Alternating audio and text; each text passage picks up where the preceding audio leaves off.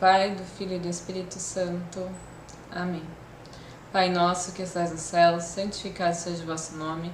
Venha a nós o vosso reino, seja feita a vossa vontade, assim na terra como no céu. O pão nosso de cada dia nos dai hoje, perdoai as nossas ofensas, assim como nós perdoamos a quem nos tem ofendido. E não nos deixeis cair em tentação, mas livrai-nos do mal. Amém. São João Paulo II, rogai por nós. Jesus manso e humilde de coração, fazei o nosso coração semelhante ao vosso. Em nome do Pai, do Filho e do Espírito Santo. Amém. Então nós vamos dar início à aula de abertura do curso sobre namoro. E para quem não me conhece, meu nome é Jéssica, eu tenho 24 anos, namoro há 5 anos e sou noiva há quase 2 anos. Eu também faço curso de psicologia, eu estou no último ano desse curso e, para além disso, eu sou estudiosa das temáticas aí relacionadas ao namoro, aos relacionamentos, ao matrimônio e à nossa fé católica. Então, para começar, eu gostaria de falar um pouquinho sobre a motivação desse curso, né? O que me levou a querer fazer esse curso, a querer projetar esse curso, porque existem duas motivações que se unem, né? Afinal, mas que agora eu apresento como distintas, que é uma motivação, digamos, mais social e uma motivação mais particular. Então, pensando primeiro nessa questão da motivação histórica e social, nós podemos ver que dentro da nossa sociedade nós temos um cenário um pouquinho diferente, né? Principalmente se tratando dessa questão do namoro, a gente percebe que hoje o cenário é bem diferente. Então, se a gente pega e olha a história, né, se nós observarmos o decurso da história, nós vemos que até mais ou menos ali o final do século XIX, início do século XX, vinha-se com um ritmo, né?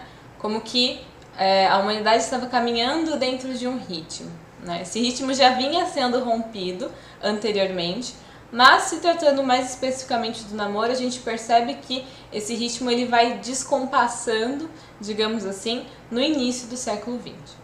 Então, se a gente pega para observar, nós percebemos que até o finalzinho do século XIX nós tínhamos uma dinâmica ali, né? Então, normalmente, os casais eles partiam do noivado para o casamento, né? E normalmente quem fazia essa escolha era muito mais os pais do que os próprios noivos. Então, nós tínhamos essa dinâmica, né? Era o casal ele partia do noivado para o casamento, não tinha esse período de conhecimento que nós temos hoje. E aí o que acontece, que nós percebemos, que no início do século XX as coisas começam a ficar um pouco mais diferentes. Então, um dado que nós podemos observar é, por exemplo, a questão da moda, né? Se nós queremos ver isso de forma mais clara, se a gente pega a moda, a linha do tempo mesmo, a gente percebe que também vinha num compasso e chega ali no início do século XX a coisa começa a mudar quase que drasticamente, porque realmente as mudanças que acontecem, elas são significativas. E nessa questão do relacionamento do casal não é diferente. Então, começando ali o início do século XX, a gente começa a perceber que essa questão do casal poder fazer a escolha do seu par já começa a aparecer, né? Então, esse distanciamento da família como sendo fundamental para essa escolha começa a acontecer, né? O distanciamento ele começa a aparecer e o casal começa a ter mais autonomia em escolher o seu par. E a gente vai percebendo que, primeiro, as coisas não acontecem do nada. Segundo, que isso vai caminhando, né, num crescente, digamos assim, esse distanciamento, né, e essa possibilidade do casal escolher. E isso vai ficar cada vez mais evidente e vai caminhando para um momento de um total rompimento em várias questões, não só nessa questão do noivado, mas em várias questões, que é o que a gente conhece como as revoluções que aconteceram, né? Então, início do século XX até mais ou menos a metade do século, 1950, a gente percebe que as coisas vinham caminhando assim, né? Ainda não tinha esse rompimento com a questão dos pais fazerem essas escolhas, né? Mas já estava caminhando nesse sentido. E aí chega 1960, mais ou menos, né? 1960, 1970, a gente tem as revoluções que aconteceram, e aí, mais especificamente, a revolução que é chamada Revolução Sexual e também a Revolução Cultural. Então a gente percebe que nesse momento as coisas começam a ter um rompimento drástico. O que vinha sendo preparado antes acontece, né, de fato nesse momento. Então, o que acontece? Nós podemos perceber que a partir dessas revoluções, o mundo realmente vai tendo as suas estruturas um pouco abaladas, digamos assim. Então, a família, de fato, vai como que saindo de cena. Os costumes também vão saindo de cena, no sentido de que agora se pode fazer tudo que quer, né? Nós podemos fazer tudo que nós quisermos. Nós temos essa liberdade em escolher qualquer caminho para seguir, né? Como se todos os caminhos fossem bons. Então, antes tinha um direcionamento, né? Havia ali um direcionamento dentro da sociedade, mas depois disso já não há mais direcionamento, já não há mais bases, se rompem com tudo. E aí você pode escolher o que você quiser, você pode fazer o que você quiser, você pode ser quem você quiser, né? E, consequentemente, você pode escolher, né, também a pessoa que você quer namorar. É aí que a gente percebe que até então essa realidade do namoro não é como a gente conhece hoje, né? Porque hoje você tem essa liberdade maior em escolher o seu par e, consequentemente, exige disso, né, esse conhecimento anterior ao casamento.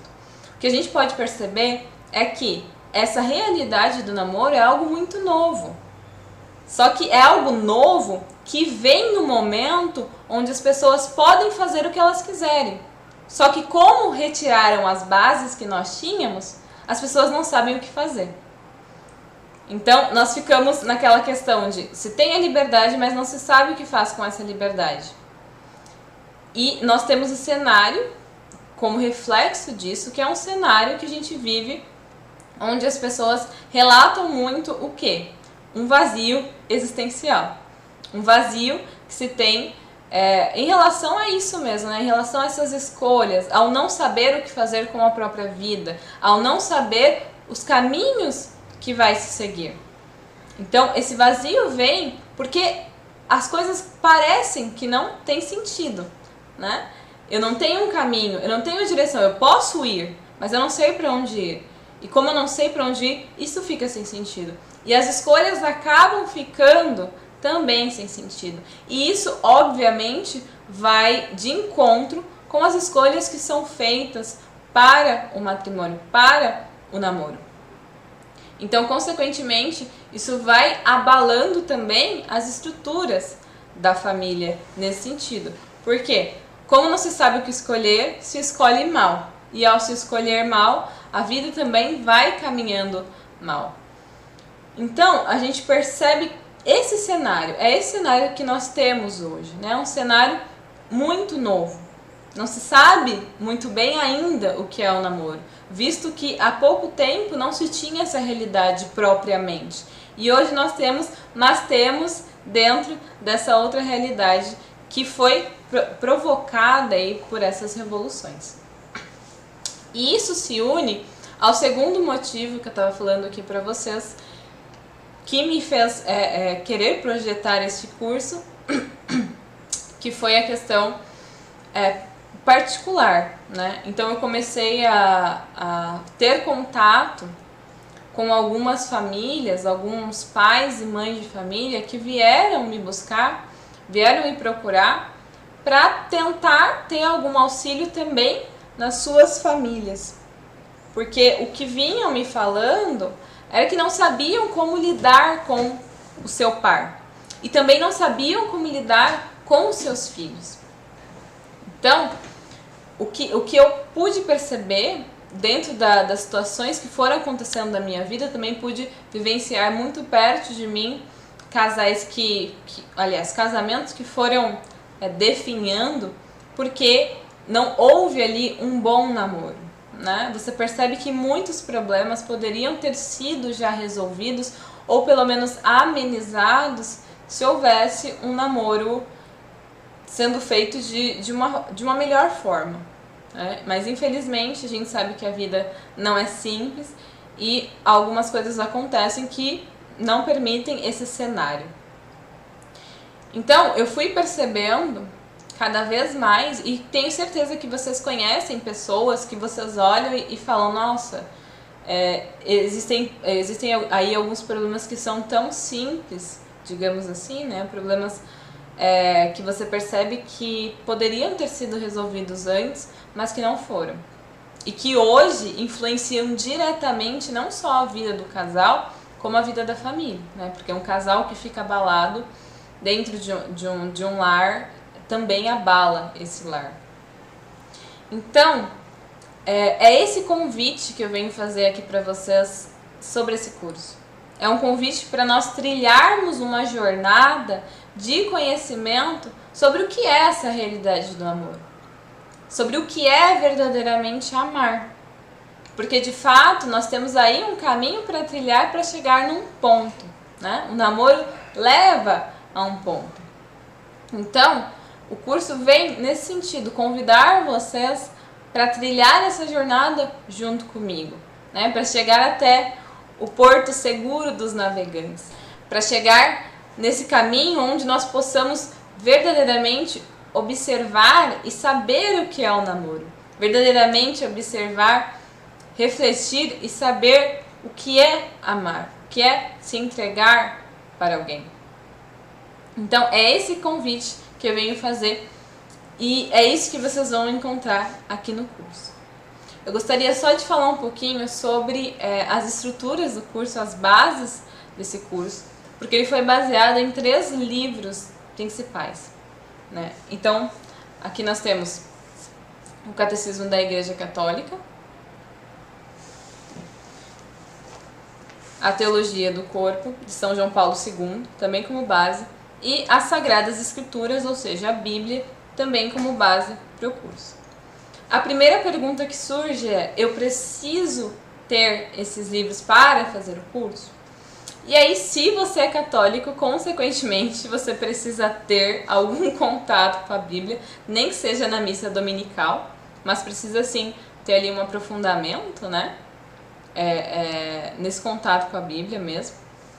O Catecismo da Igreja Católica também, se você é católico, você precisa se aprofundar na doutrina, naquilo que Jesus nos fala. E ele está disponível no site do Vaticano, gratuitamente aí na internet, então é de fácil acesso.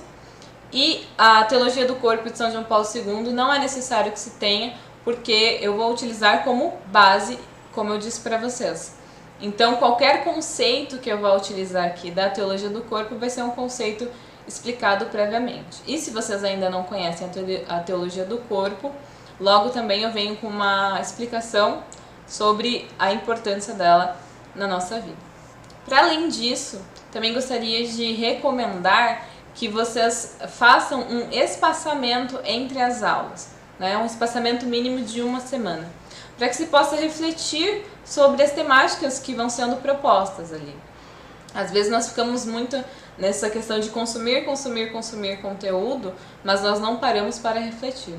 E vocês vão ver que de fato é necessário parar para refletir, porque nós estaremos tratando aqui da nossa vida. Nós estaremos tratando aqui de uma jornada que nos leva a um caminho muito sério e muito importante. Então, é necessário esse espaçamento aí de mais ou menos 1 semana para fazer essa reflexão e também porque eu vou disponibilizar para vocês um material complementar. Então, cada aula vai ter um material complementar para que vocês possam se aprofundar ainda mais. Então, qualquer dúvida vocês podem colocar aí nos comentários, fiquem à vontade. também podem me mandar lá no Instagram. E agora, para terminar essa aula de abertura, vamos pedir a intercessão de Nossa Senhora, ela que já trilhou esse caminho também, para que ela possa nos conduzir, né? Que ela possa nos auxiliar, para que nós possamos fazer essa jornada de forma persistente. Ave Maria, cheia de graça, o Senhor é convosco. Bendita sois vós entre as mulheres, e bendito é o fruto do vosso ventre, Jesus. Santa Maria, Mãe de Deus, rogai por nós, pecadores, agora e na hora de nossa morte. Amém. Nossa Senhora de Fátima, rogai por nós. Ó Imaculado Coração de Maria, rogai por nós, agora e na hora de nossa morte. Amém. Sagrada Família de Nazaré, rogai por nós. Lembrem que a nossa maior missão é a de ser santos, e nós só alcançaremos isso trabalhando o amor. Que Deus nos abençoe, em nome do Pai, do Filho e do Espírito Santo. Amém.